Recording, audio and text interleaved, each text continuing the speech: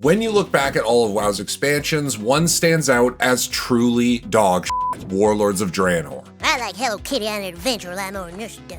Sure, you can probably point to Cataclysm as the beginning of the game's first major decline, but Draenor is weird because while there are some good things, it's mostly just really f***ing bad. Warlords of Draenor was the worst expansion that we have ever had. First off, the whole reason this expansion happens is basically hidden outside of the game. Where? In a book? Because gamers love books. The problem is I hate reading. I get bored.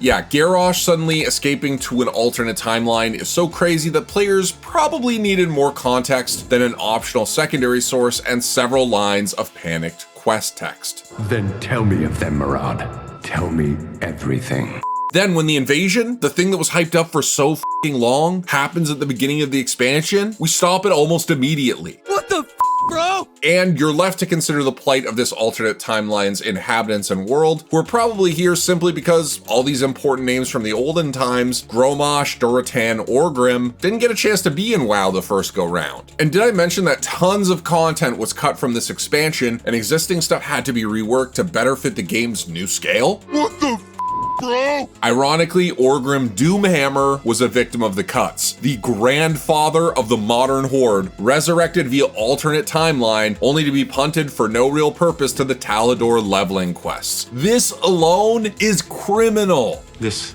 is an assault. What the f*** is this? Also, recall that Burning Crusades Outland is a destroyed Draenor. So there were plans for new areas depicting versions of zones like Sangormarsh and Netherstorm, but in their original forms, those were axed. It's gone. It's all gone.